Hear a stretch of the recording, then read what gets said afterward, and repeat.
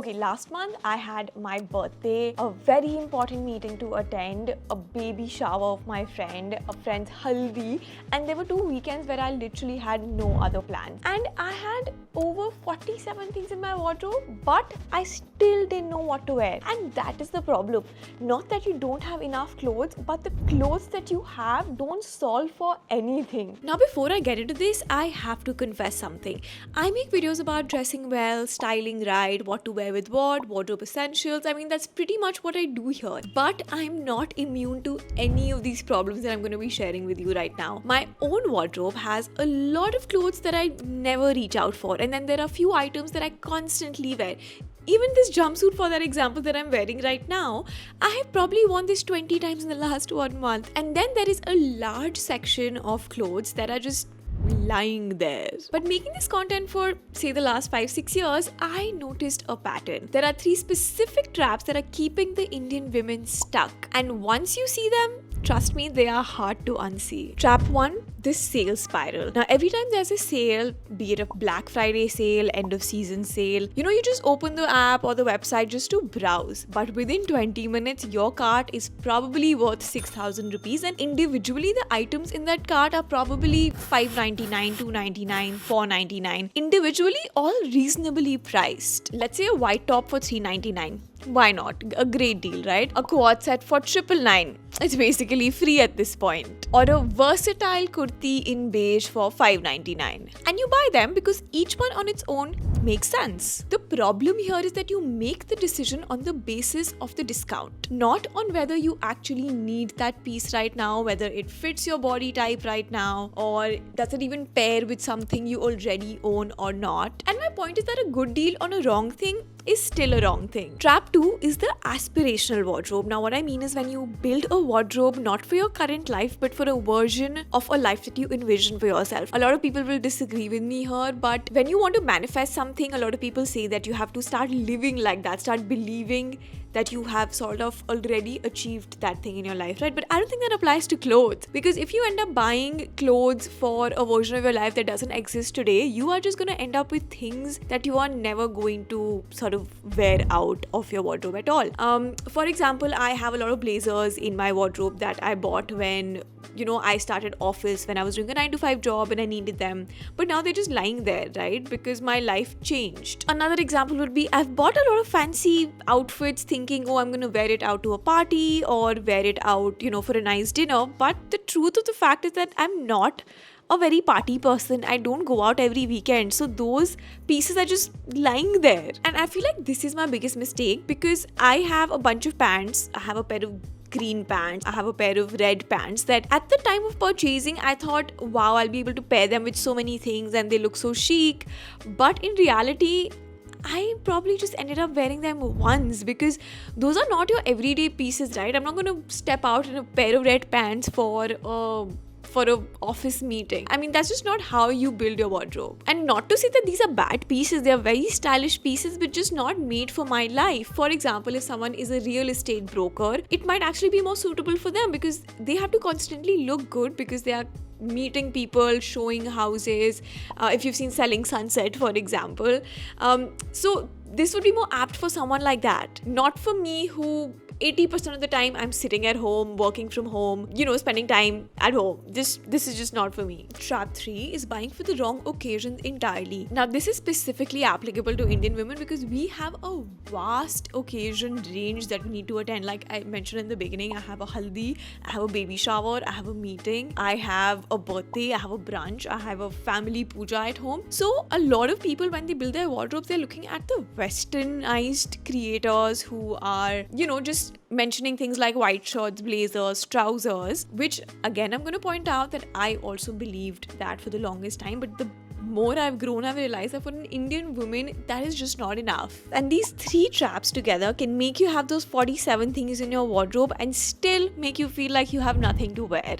But when I realized these 3 traps, that's when I actually started rebuilding my wardrobe. A quick question before I tell you what actually works.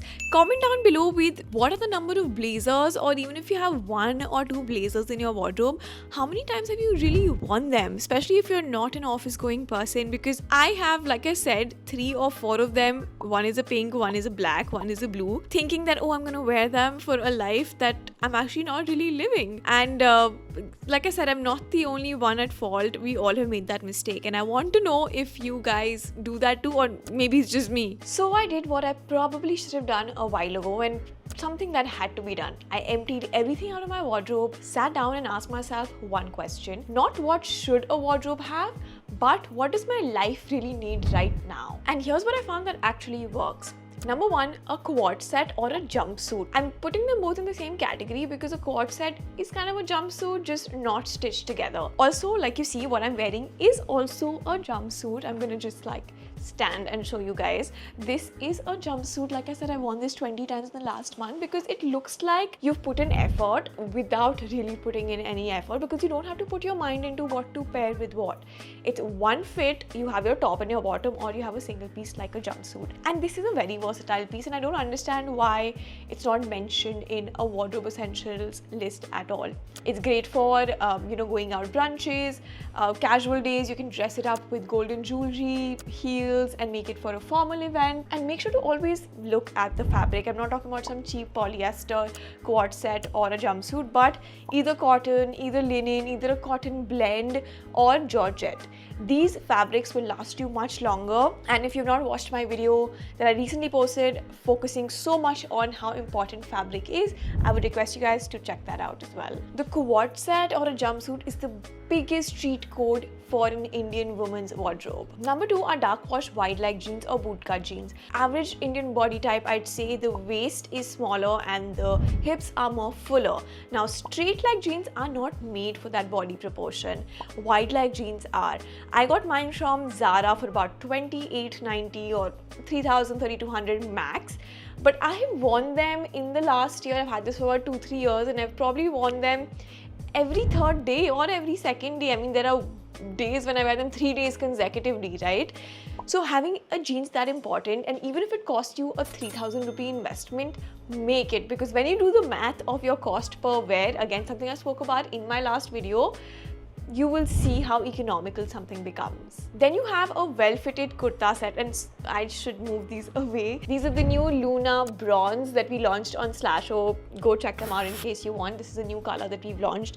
Goes beautifully with kurta sets. Since I was talking about that, got distracted because it was lying right there. But the color is beautiful, so do go check that out. But coming back to the kurta set, you need to have something that's not overly embroidered, not overly traditional, but something you can wear for different occasions. So let's say if you have a puja at home, or you have to go for a family function where there's a lunch and you need to be dressed in Indian wear, right? So have something that you can also wear in different ways. So maybe get a set that can be paired with different dupattas as well. And since I'm on the topic of dupattas, this is a great accessory, especially for Indian women.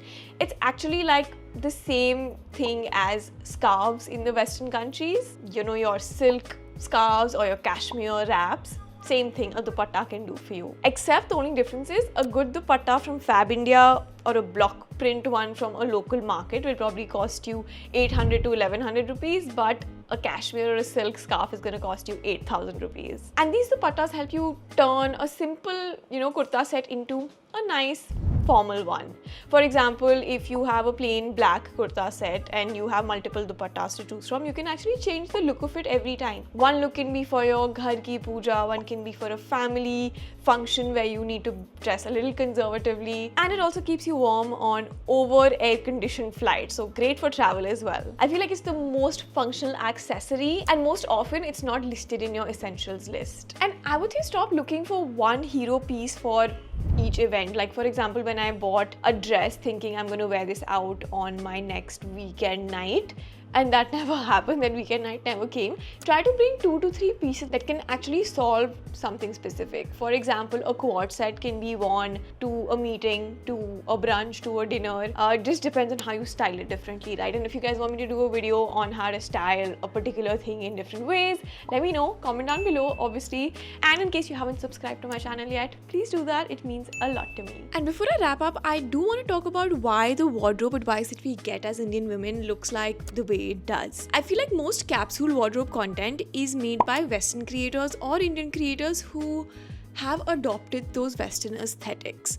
And not gonna deny, 5 years ago, that was me as well, right? Because it looks clean, it looks minimal, it looks, put together, and the visual language just looks more sophisticated, which actually the internet rewards, and that's what works on the internet. And many of us have completely absorbed that when the advice doesn't work, we assume that the fault is ours. But we don't realize that advice was never meant for a body type, that's never meant for women who are living in India. I'm not saying completely not applicable to Indian women, but I feel like it's incomplete information for Indian women. Because what that leads to is that we start thinking that, maybe our bodies aren't good enough, maybe we need to lose more weight, maybe when I start going to the gym regularly, I'm not disciplined enough right now, or, maybe I'm just not the kind of person who looks put together or who can look put together. When actually the advice was built for someone else's body, right? It wasn't for our climate, it wasn't for our social life. Let me give you a very specific example. So when they say invest in basics, principally that means build your wardrobe around white, cream, black, grey or neutral colors, and invest in styling. That becomes your neutral base, and then you add color on top of it with accessories. But for Indian women, especially with medium to deep skin tones, these colors can actually look very flat. The colors that actually make the Indian skin glow are your jewel tones, warm terracottas, marigold yellows, deep teals, dusty roses. Those are our basic. So for us, colors are not the add-ons, it's literally the foundation. And just to take you back to where we started, having a wardrobe that solves for a birthday dinner, a haldi, a baby shower, an office meeting. To build a wardrobe around that, you don't need to think of what pieces to buy. You need to ask yourself the right questions, and the answer to what pieces to buy will come automatically to you. You need to ask yourself, what kind of life am I living? What climate do I live in? What fabrics should I be buying? What looks good on my body? What colors make me look awake and alive? Answer these questions honestly, and the pieces just become obvious to you. So tell me in the comments what essential piece you thought that you should have bought. I'll go first. I bought a pink blazer, thinking I bought it for one specific occasion, which was a panel discussion in a college, and never wore it again. So similarly, you guys tell me and confess in the comments down below, what is that one piece that you thought was an essential but never got out of the wardrobe. And make sure to watch my fabric video as well. It's a very detailed video, you guys will love watching it. And that's it for today. I will see you guys in my next video. If you haven't subscribed to my channel, please do that. Comment down below, hype this video up, and I will see you in my next one.